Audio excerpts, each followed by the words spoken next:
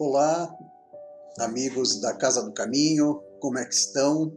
Espero que todos estejam bem, que possamos nos sentir fraternos no estudo de hoje. O estudo de hoje, ele vai falar sobre a caridade. Ele está no Evangelho segundo o Espiritismo, no capítulo 15, e na parte da necessidade da caridade, segundo Paulo, nos itens 6 e 7. É uma parte da carta de Paulo aos Coríntios, do 13:1 e do 7 ao 13. E a gente poderia começar com a seguinte reflexão. Para que nós estamos vivendo aqui na Terra? Para que nós vivemos? Claro, todos nós sabemos, o livro do Espírito é enfático e a vida nos traz mesmo isso daqui, nos conduz a essa conclusão, né? Que a gente está aqui para evoluir. Tudo que a gente faz, seja material, seja espiritual, moralmente, é no sentido de evolução. E quando a gente pensa em evolução, nós vamos pensar o que é essencial para a nossa evolução. Os bens materiais são essenciais para a nossa evolução? Eles ajudam, mas não são essenciais. Eles nos ajudam a viver, a conservar o corpo, a manter os recursos para que a gente continue a evoluir.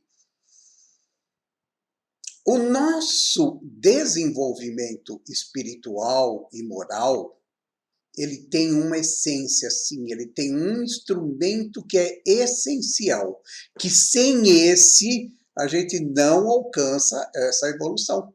É a caridade. Porque vejam, ainda que eu falasse que todas as línguas do mundo, se eu soubesse falar todas as línguas do mundo, se eu soubesse falar a língua dos anjos, se eu soubesse todas as profecias do mundo, sem caridade, eu ainda não seria nada. Porque eu estaria só guardando conhecimento para mim. Eu não estaria trabalhando a evolução de uma forma prática a contribuir com a minha evolução e com a evolução do planeta. Não adianta eu ter a fé, eu acreditar que em Deus, eu saber que Deus é soberano, que é o Criador de tudo, e eu ter a fé. Se eu não colocar nas obras dele a minha parte. Porque aí eu estaria dizendo o seguinte, eu estaria levando ao seguinte pensamento, mas se ele me fez, é para ser algo produtivo. E se eu não fizer obras, então eu estou desdizendo a própria colocação de Deus no mundo, de ter me colocado aqui no mundo. Se ele me fez para ser produtivo e para me evoluir, eu tenho que trabalhar nessa evolução. É claro que todos nós temos os nossos níveis de aprimoramento, ninguém é perfeito, nós estamos trabalhando, cada um de acordo com as suas possibilidades.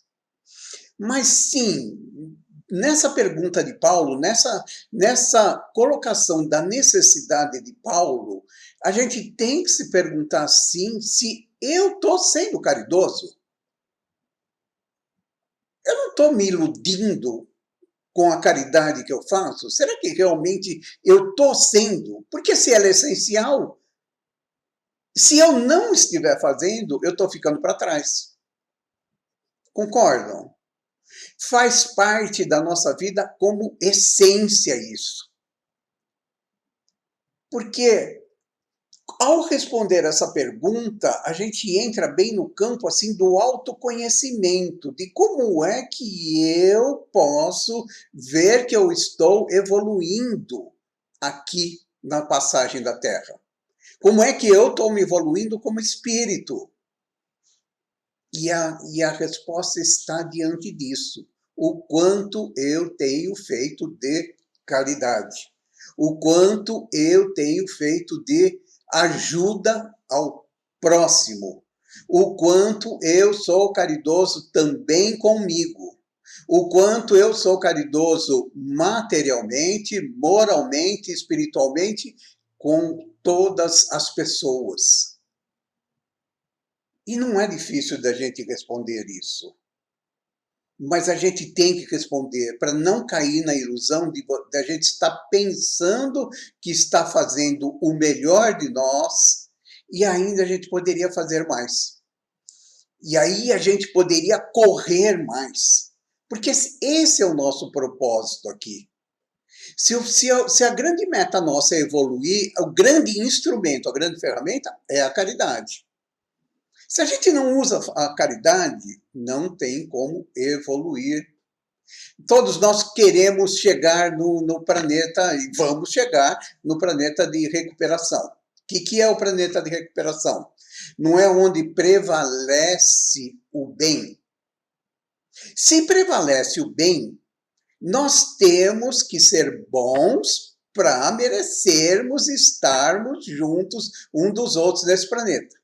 Para ser bom, não dá para ser bom sem ser caridoso. Não dá.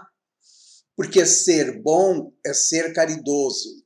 Ser caridoso é ser bom. É uma equação altamente inversa. Tanto faz você pensar de uma forma ou de outra. As duas são amor, ser bom e caridade estão na mesma proporção. E se a gente pensar nesse momento que nós estamos vivendo agora, talvez seja o grande momento em que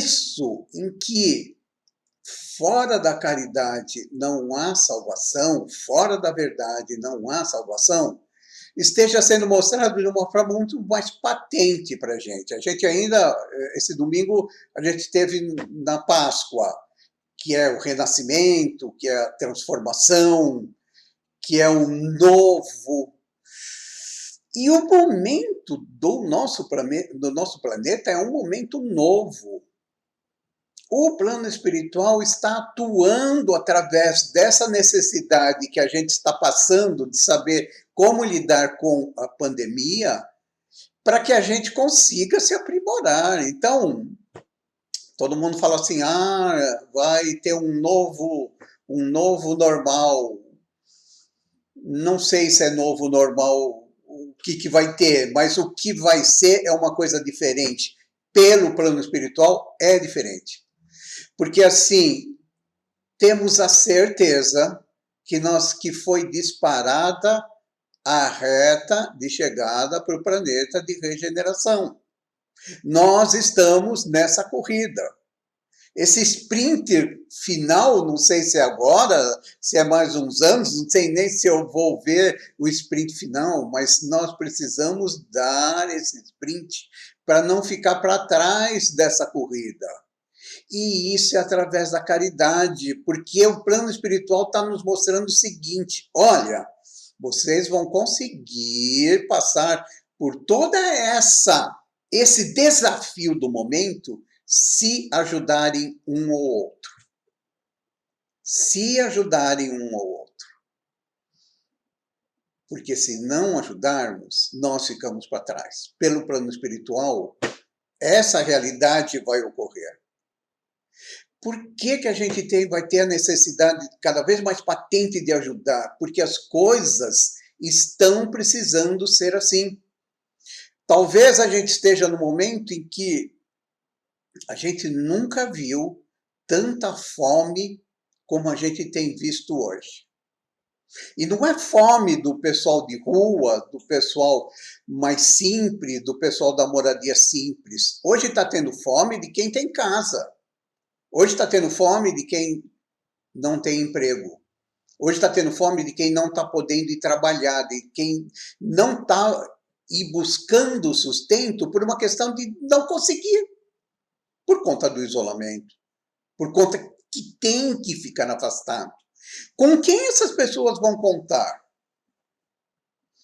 Claro que órgãos governamentais, instituições vão ajudar, mas serão suficientes?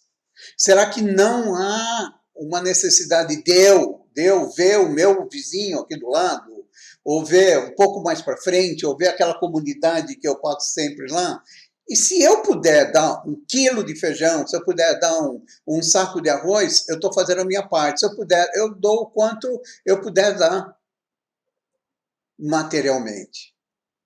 Mas na caridade, essa entrega tem que ser de coração. Porque senão fica só repasse. Claro que quem recebe sempre vai ajudar. Claro que as pessoas estão precisando mesmo receber doações, porque não tem. Para elas é ótimo. Mas para mim, como evolução, para não ser apenas um repasse, tem que ser doado daqui do coração. Tem que ser assim. Eu vou dar, eu vou fazer o meu melhor, porque eu quero que essa pessoa seja feliz. É o que os espíritos, a gente vê na nossa história, tantos espíritos assim, superiores, espíritos que já atingiram um nível que não precisariam estar aqui entre nós, na Terra, e tipo Bezerra, que resolveram ficar por quê? Porque amam o próximo, porque querem estar com o próximo. Resolveram ficar, que talvez seja uma lição para a gente assim, olha, eu só vou ser feliz se eu ver que o meu irmão também é feliz. Se eu puder contribuir que ele seja feliz. Essa é a verdadeira caridade, quando ela vem lá de dentro, lá do coração. Quando ela é colocada para fora com toda a vontade mesmo. Porque cada vez mais é isso que vai importar aqui. E se a gente sair um pouquinho dessa caridade substancial, né, de subsistência, de alimentação, de recursos materiais, e aí a gente entra na caridade moral, espiritual, como é que eu estou lidando nesse momento? Né? A gente sabe que nós não somos perfeitos, não temos equilíbrio, mas responda uma pergunta. Como é que nós estamos lidando atualmente em relação aos políticos, aos governantes? Que julgamento eu tenho feito? Porque mesmo não sendo perfeito, mesmo não conseguindo parar de julgar, ainda assim a gente pode ter reequilíbrios. De saber que todos nós erramos. De saber que todo mundo tem o direito de errar, porque no direito de errar está o acerto, de se fazer melhor. Porque é acreditar que as pessoas estejam lá e que podem dar o melhor. Se estiverem numa situação de mais ignorância, levando na atitude da sua verdade ou só daquilo que é bom no seu âmbito pessoal, é uma situação da pessoa, mas a nossa caridade não tem nada com isso. Essa é uma situação da outra pessoa. A nossa caridade tem que ser sim, com o meu coração. O que eu acho, eu vou vibrar para que dê tudo certo. Eu vou vibrar para que essas pessoas entrem num caminho de encontro e de sintonia com o plano espiritual superior. Essa é a nossa parte. Isso é ser caridoso. Caridoso nas nossas relações. Como é que a gente é caridoso com aquelas pessoas que convivem com a gente? A gente consegue trabalhar o nosso perdão, nosso entendimento, a nossa compaixão. Todos nós temos condições, e sempre é uma questão de escolha, sempre é uma questão de querer fazer, mas para isso a gente tem que entender, e esse é o estudo de hoje, tem que entender o quanto é bom e necessário sermos caridosos. Porque reverte também para nós. Porque reverte entre o meu relacionamento e o relacionamento do outro. Existe uma história de Francisco de Assis que acho que todos devem conhecer, que ele estava rezando numa igreja e ele ouviu uma voz de Jesus dizendo para ele: Francisco, reconstrua a minha igreja.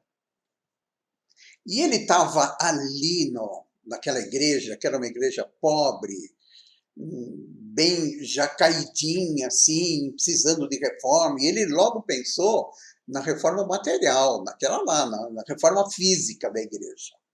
Foi a primeira coisa que ele pensou. Aí depois de um tempo ele percebeu que não, que o que Jesus estava dizendo não era reforma física, mas era reforma da igreja em si, dos seus valores, de como cuidar dos cristãos, de como atender os cristãos. E aí ele foi trabalhar para isso. E aí, então, a gente pode dizer assim, nós estamos escutando, ou como estamos interpretando as perguntas que a gente pode estar recebendo do plano espiritual e de Jesus? O que ele quer que eu faça? E na hora que a gente perceber, realmente é o que ele quer que eu faça? Né? É o que ele quer que eu trabalhe? Todos nós temos condição de dar o nosso melhor. Todos nós temos condições de trabalhar pelo próximo com palavra amiga, com acolhimento, com uma voz de levantar, com esperança. Hoje a gente está precisando muito de esperança, porque veio de uma hora para outra tudo e foi, claro, a gente foi pego de surpresa, nunca tínhamos vivido isso daqui, então, mas nós temos que ser o equilíbrio para dar essa esperança, para conseguirmos fazer com que as pessoas trabalhem. Será que então a pergunta que a gente tem que responder para nós é: eu estou escutando a pergunta certa? Eu estou sabendo interpretar o que quer de mim? O que quer que eu faça da minha vida atual e como é que eu devo levar ela daqui para frente? E Paulo nos diz a necessidade da caridade. Se fora da caridade não há salvação, nesse momento é o que está muito mais patente essa informação, por conta da necessidade que a gente tem visto aí. E nós somos, sim, os fiéis servidores de Jesus nesse trabalho, no trabalho que cada um que tem condições de dar a sua parte. Nós temos que dar a nossa parte. Para isso, nós temos que escutar o que nós precisamos. E como é que a gente vai escutar? Com aquela pessoa que está do nosso lado, dentro de casa, com a pessoa que bate a nossa porta, com a pessoa que vem ao centro, com a notícia como é que a gente interpreta da televisão,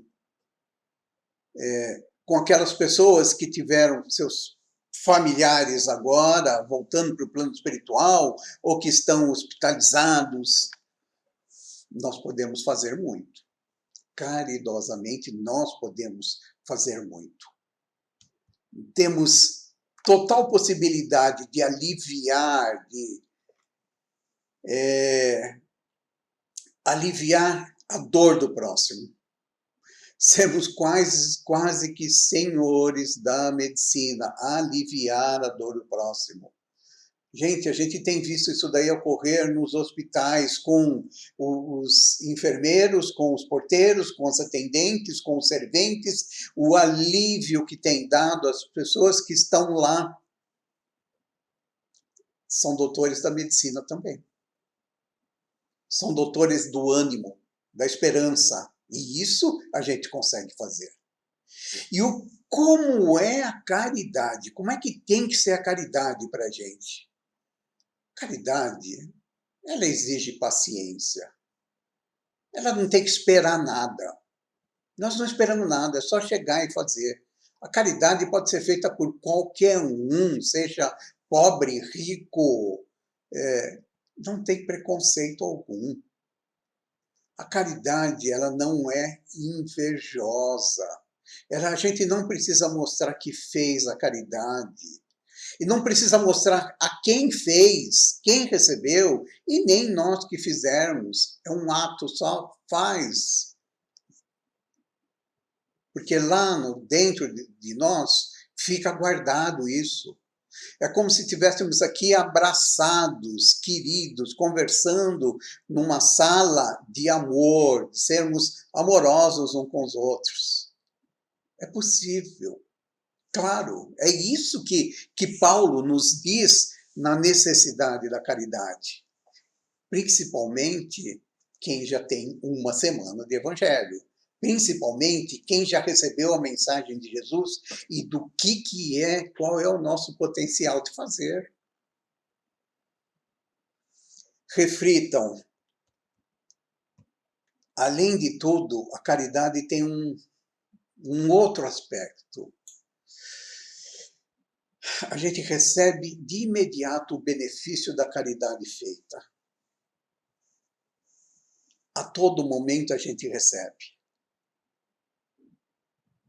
É só a gente pegar as nossas melhores qualidades, seja ela o perdão, a compaixão, a benevolência, a piedade, a humildade, o desapego. E toda vez que a gente tiver com essas melhores qualidades de nós, dentro de nós, vamos pegar essas qualidades e colocá-las todas como se fossem um ramo de flores, um ramo de rosas, e enlaçadas sempre com amor, porque a caridade requer amor sobretudo. E quando nós oferecemos essas qualidades em termos de caridade, essas qualidades em termos de caridade às outras pessoas, sabem o que acontece? Quando nós oferecemos flores para os outros, lembram-se disso daqui, olha. Fica sempre um pouco de perfume. Fica sempre um pouco de perfume nas mãos que oferecem rosas, nas mãos que sabem ser generosas. Dá um pouco que se tem a quem tem menos ainda.